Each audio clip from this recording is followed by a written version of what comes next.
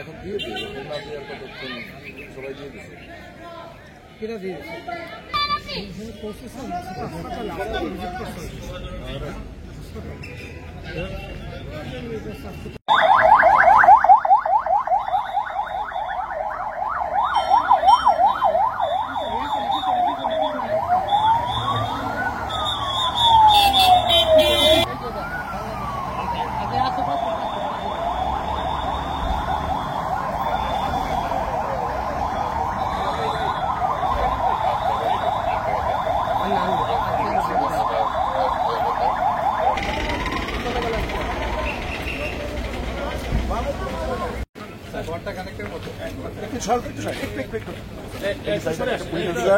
আমাদের গাড়িটা পুরাই মানে ওরা যে সময় কে ছিলেন, আপনি ছিলেন না স্যার, আমাদের জেলা ছিল। তাড়িয়ে আসেন, আমি পরে আসছি স্যার।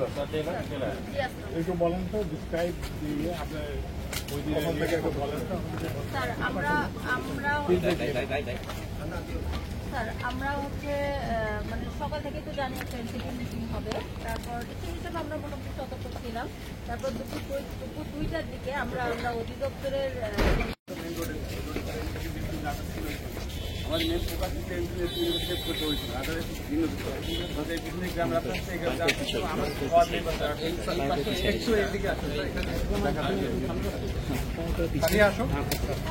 ভিতরে স্যার ইনক্লুড করার কোনো সুযোগ পাই না, একটা স্যার স্পেস আছে যেটা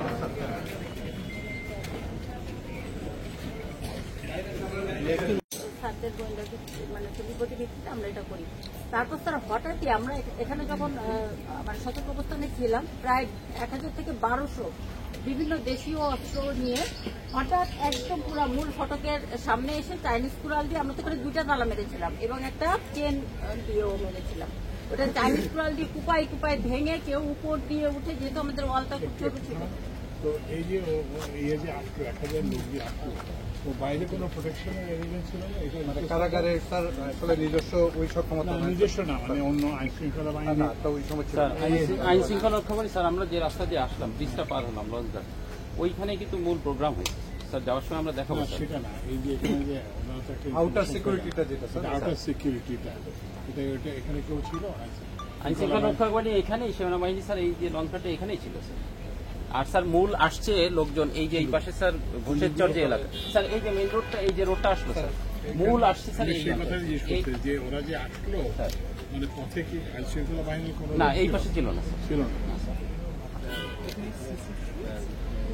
আপনার এখানে কারা আসছে যায় আপনি রেকর্ড, আর ওই রেকর্ডটা আপনারা সিসিটিভি আপনি যখন বলছেন যে 1000-1200 লোক ছিল, ওগুলো ফুটেজ আছে। তবে স্যার কিছু কিছু ক্যামেরা ভেঙে ফেলার কারণে সব মানে ইনিশিয়াল আমরা পেয়েছি স্যার, ওরা এসে প্রথম যে কাজটা করছে স্যার, ওই সিসিটিভি ভাঙছে, বাংলো, তারপরে আমাদের যে ঘটনাস্থল যতগুলো আছে প্রথম এসে মানে দেখছি সিসিটিভি ভাঙছে।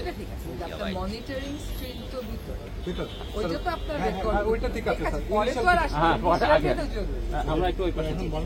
তারপর স্যার যখন আসার সূত্র থাকে, তখন আমরা মানে প্রথম তো চেষ্টা করি যে সবাই করার জন্য, পরে আমরা কিছু ফাঁকা গুলি করার পরে হ্যাঁ আমরা ফাঁকা গুলি করি স্যার। ফাঁকা গুলি করার পরে তারপরেও যখন দেখি যে আমরা পুরো 1 ঘন্টা 3টা থেকে 3:45 মিনিট পর্যন্ত আমরা হচ্ছে নিজেরাই এটাকে কন্ট্রোল করার চেষ্টা করি।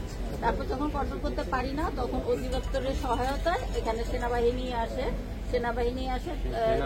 পুলিশ, তারপরে বিজিবি আসে, তার 5 মিনিট পরে বিজিবি আসে, এসে তারপরে পরিবেশ মানে শান্ত হয়। ওদেরকে গুলি করতে হয়েছিল বাইরে? ওরা যখন আসছে স্যার, ওরা এসে মানে স্যার তখন তো এই পুরো আমাদের মানে পুরোটাই রণক্ষেত্র স্যার। আমরা এই সামনে গেলে আমরা বুঝতে পারবো স্যার আপনাদের মানে জিওগ্রাফিক্যালি এই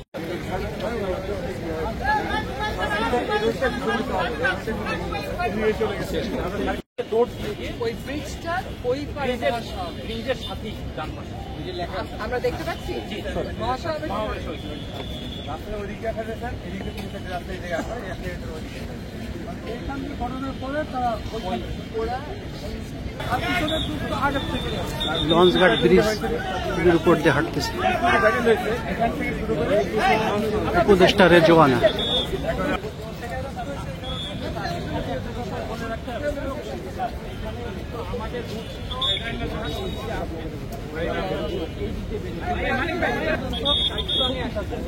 এই সময় পিসফুল ছিল, কিন্তু বক্তৃতা শেষে এখন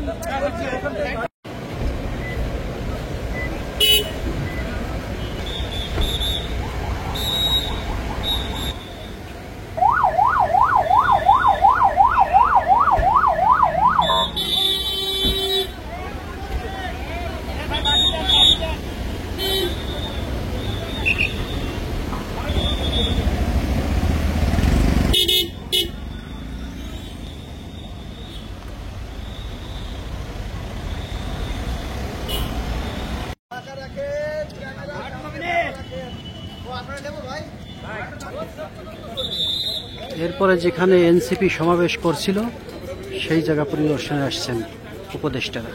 এই দেখুন আপনারা।